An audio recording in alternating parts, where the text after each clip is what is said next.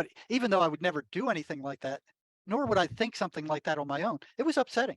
You know, Right. it upset me that I had that thought, and it was Yes. disquieting, and it was like that's what they feed off of. Or when you're driving a car and like, I wonder what would happen if I turned into oncoming traffic.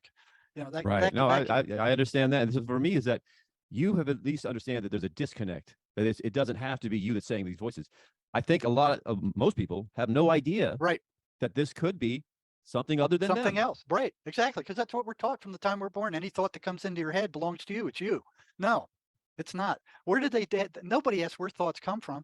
This came up 400 years ago. A Christian mystic, Emmanuel Swedenborg, wrote all about this, about how these things put these thoughts in people's heads and then get them to do those kind of things that feed them. You know, he wrote a book called Heaven and Hell, and he was given permission to travel through heaven and hell and interview both these dark spirits and angels. And it's like exactly what happens is they put these thoughts into your head. Swedenborg says none of your thoughts belong to you. They come from other We're this. places. You're like a radio.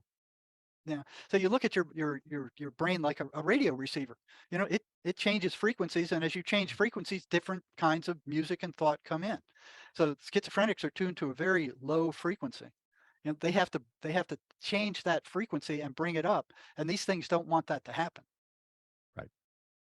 Makes sense. Like I said, it's working for them. It's like a system in place that they've either built or been part of building that keeps going. And it almost seems to me that there has to be some higher level of the system that is involved.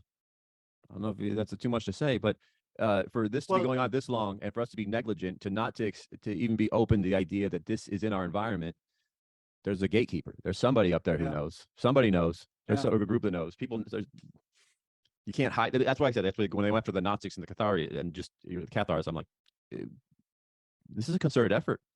Oh yeah, they don't want this out. This is the last thing they want out. Is that your thoughts may not be your own, and in a lot of cases they're not. They come from other places.